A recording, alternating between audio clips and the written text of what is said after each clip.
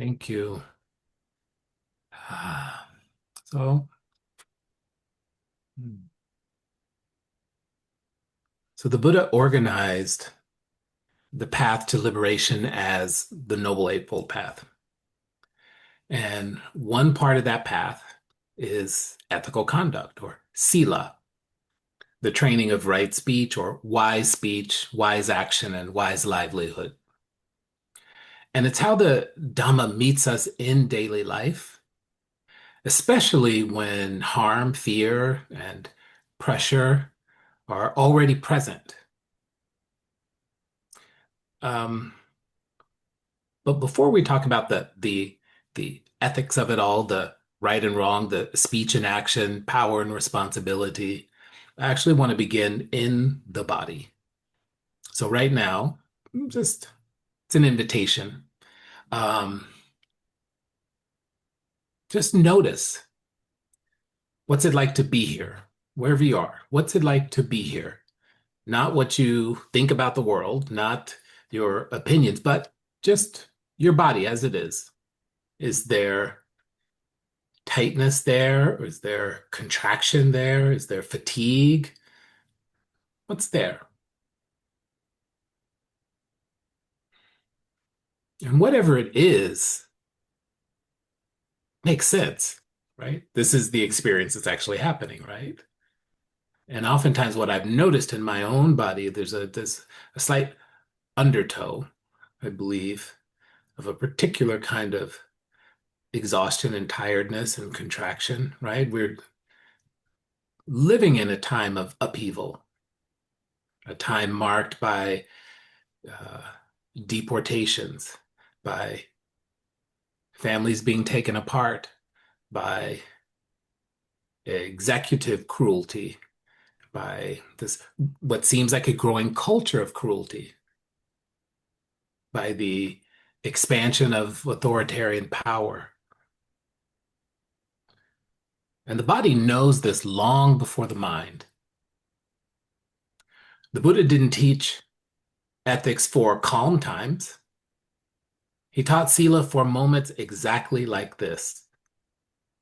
In the Noble Eightfold Path, ethical conduct, or Sila, shows up as wise speech, as wise action, as wise livelihood, really as protection of the heart, as protection of clarity, as protection of our capacity to remain human, to remain human when fear perhaps is being trained into the system. And Sila isn't about being pure. It's about care. It's about refusal. Refusal to normalize violence, to normalize lies, refusal to let fear train the heart into obedience, numbness, or collapse. And when I say refusal, this isn't an aggression. This is care. And I'm going to start with just a brief story, just a moment in time. So some years ago, I found myself in an interaction with law enforcement after attending a protest. No spectacle, no big spectacle, just this sense of authority and a uniform, um, firearms and tone and a tone. And a request that was technically legal, right? To move along, to stop engaging, to disappear, as it was said. But something in my body tightened, something contracted, right? This quiet contraction in the chest and in the belly. It's not panic or not rage. And then there was this half second, and this matters, a half second before compliance, before the familiar move of don't make this any harder, don't draw attention, just go along.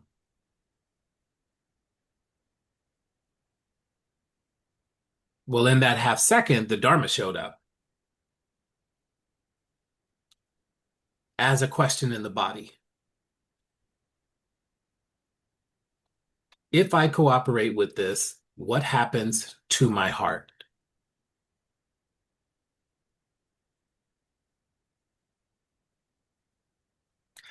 I didn't escalate.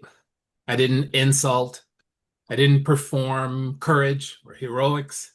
I simply refused to participate in something that required me to abandon my own humanity.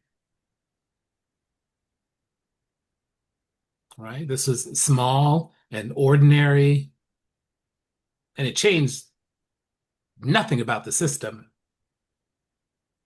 but it protected something essential.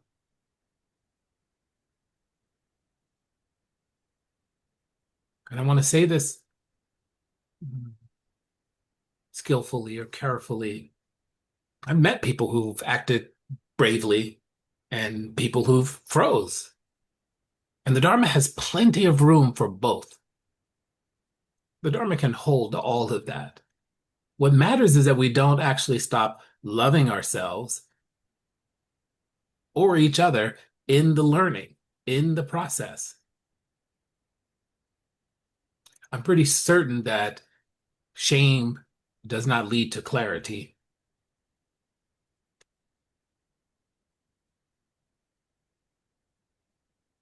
And ethics that turn into some sort of self-punishment collapse the heart just as surely as obedience does.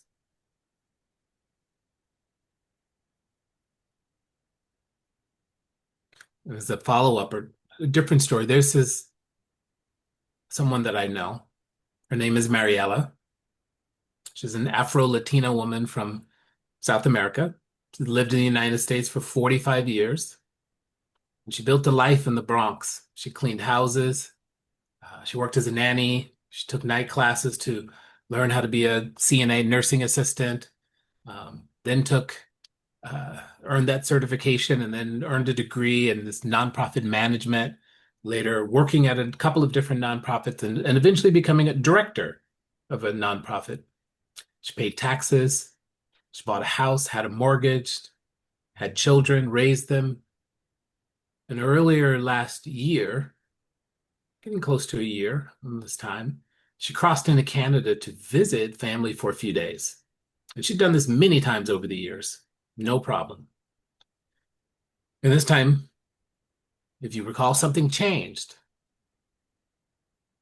And when she tried to return, they wouldn't let her back in. There's no warning, no explanation, just a closed gate.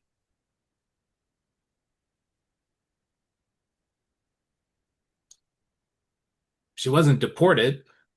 She wasn't exiled. She was simply denied reentry. And her home, her work, her children, everything, all on the other side in New York. And she was left outside of her own life. And a friend tried to hold on to her apartment from that time. This is March, April last year. Friends held on to the apartment until the end of the year. It's gone now. They held on to her position at work for 8 months. Then they couldn't anymore. And her children are still holding their breaths. They haven't seen her. And Mariella, she's still holding it all in her body. The waiting, the fear, the weight of not knowing. This didn't happen in some faraway land, right? This happened between Toronto and Buffalo to someone who had lived and loved and worked and prayed in this country for 45 years.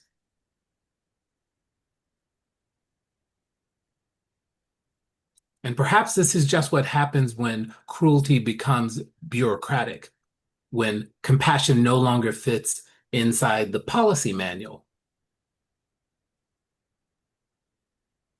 And this is why we practice. This is why we show up. not to harden, not to bypass, not to look away, but to develop the steadiness to hold the unbearable with clarity and compassion.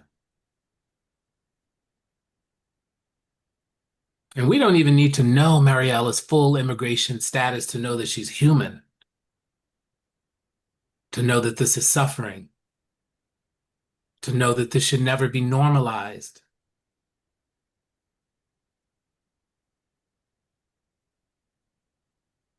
And what's even harder at this point is that stories like Mariella's, they're not rare. They're no longer rare.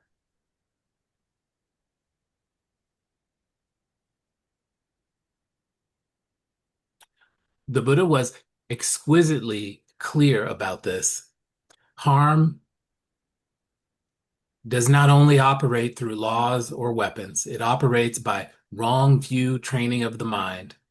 Fear narrows attention. Fear creates craving, a craving for safety, a craving for certainty, a craving for protection. And craving clings to narratives, disjointed or not. Narratives justify harm.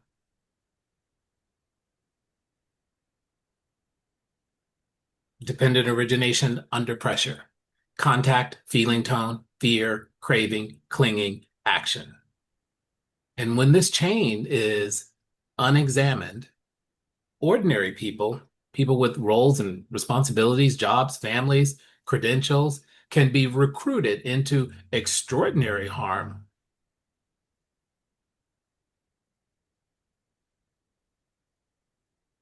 Not necessarily because they wake up wanting to be cruel, but because fear and obedience and euphemism quietly erode conscience.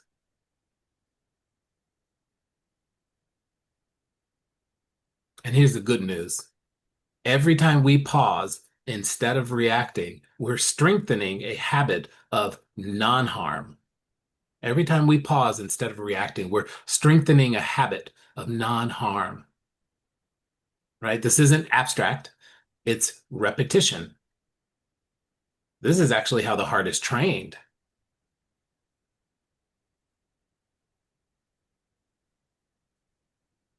SILA is not a belief system. It's conditioning in the most literal Dharma sense of the word. This is why the Buddha placed SILA before concentration and wisdom. What we are protecting with ethical conduct is not an idea of ourselves, but the conditions for wisdom to arise. Ethics is not self-improvement. It is care. Care for the mind under pressure, care for the heart when fear is loud, care for fragile conditions that make clear seeing possible at all.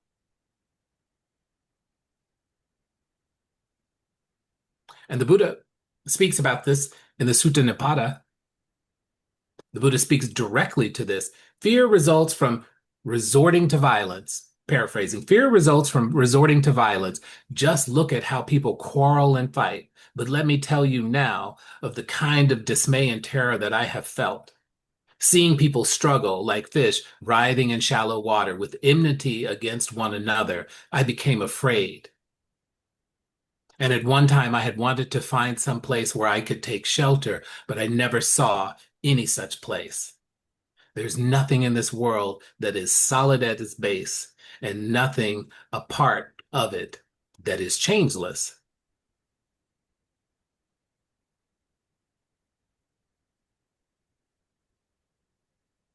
So that's not ancient poetry. This is a mirror. When cruelty becomes policy, when disappearance is renamed as procedure, when fear is framed as necessity. There's nowhere to hide. There is nowhere to hide. Not in silence, not in retreat, not in compliance, not in faux equanimity.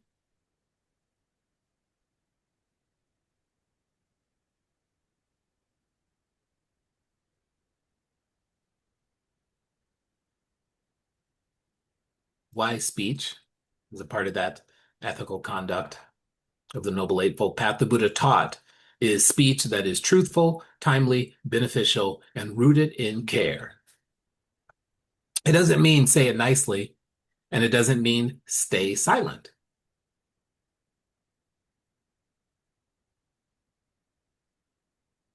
In times of deportation and state violence, notice how language functions.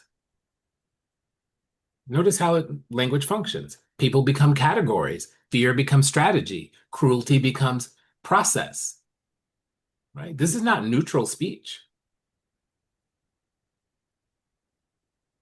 Language shapes perception. Perception shapes action. Dehumanizing language is often the very first ethical collapse. We've got it in buckets.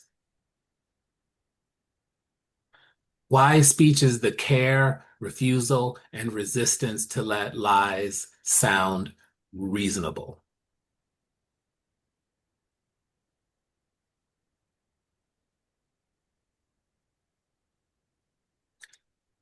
Wise action is not about good intentions. The Buddha did not excuse harm because it was legal, because it was routine, or because it was deregulated.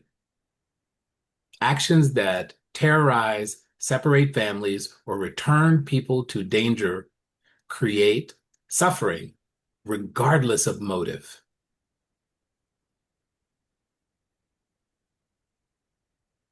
And wise action is not simply, what side am I on?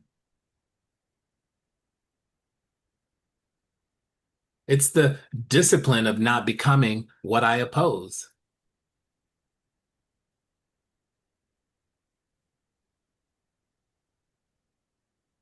With that, sometimes compassion looks like staying present without agreement, bearing witness.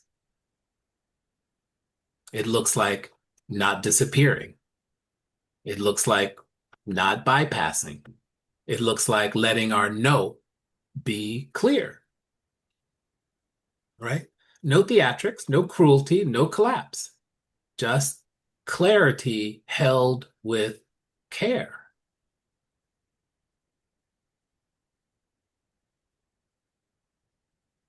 And then there's right livelihood.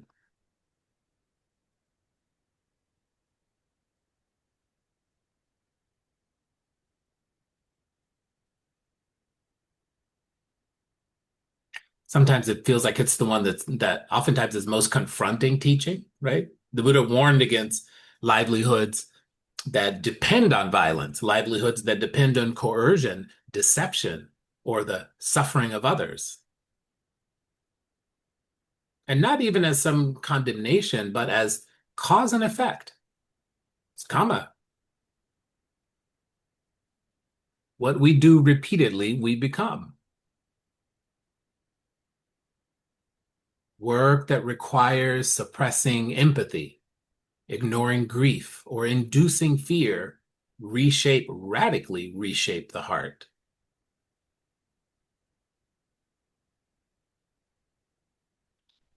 So wise livelihood isn't some verdict, right? This is a protection.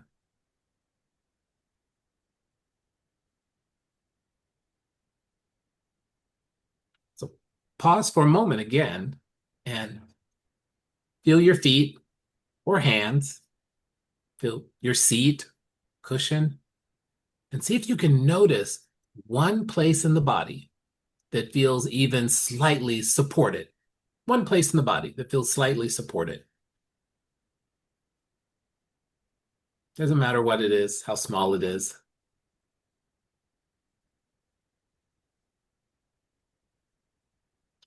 Ethics becomes possible right here,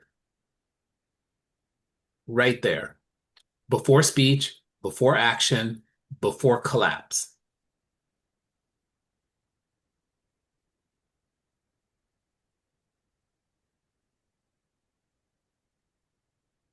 Refusal and resistance in the Dhamma is not rejection. It is care.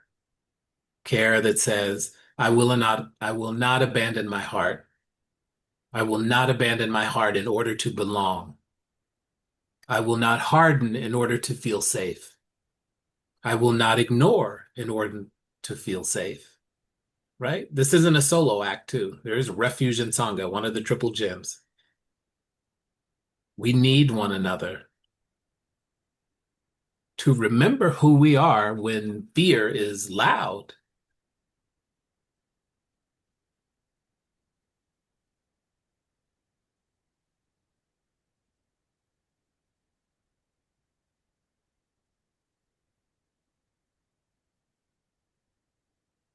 Ethical conduct is how we call each other in rather than turn on one another, rather than turn each other in, or rather than turn away.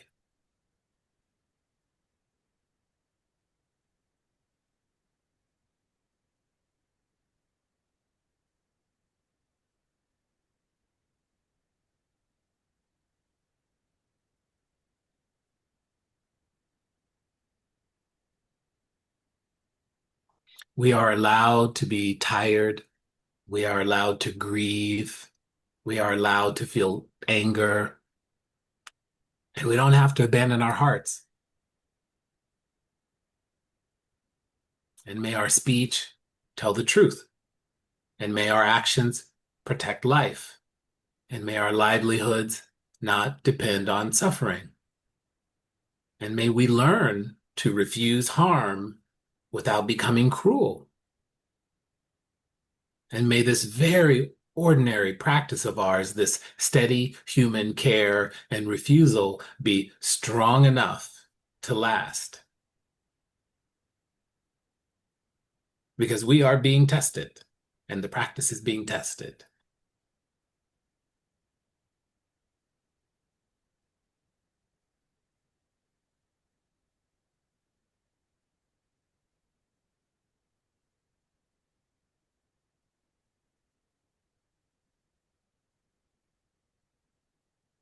I'll I'll leave it there. Thank you for your kind attention. Thank you for your practice and for your kind attention.